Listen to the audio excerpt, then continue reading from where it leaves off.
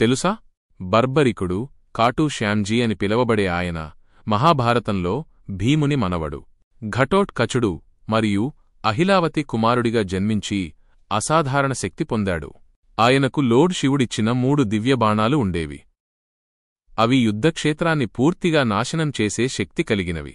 తల్లికి ఇచ్చిన వాగ్దానం ఏమిటంటే ఎల్లప్పుడూ బలహీన పక్షం వైపు నిలవాలి. కురుక్షేత్ర యుద్ధానికి ముందే ఈ ప్రమాణాన్ని నెరవేర్చడానికి బయలుదేరాడు. కాని శ్రీకృష్ణుడు బ్రాహ్మణ వేషంలో వచ్చి సత్యాన్ని వివరించాడు. యుద్ధంలో తరచూ పక్షం మార్చడం వల్ల అందరు యోధులు నాశనమవుతారని చెప్పాడు. ధర్మాన్ని కాపాడటానికి శ్రీకృష్ణుడు బర్బరికుని తలని బలిగా అడిగాడు. ఏమాత్రం ఆలోచించకుండా బర్బరికుడు తన తలను సమర్పించాడు. కృష్ణుడు ఆ తలను కొండపై ఉంచి మహాయుద్ధాన్ని చూసే వరమిచ్చాడు.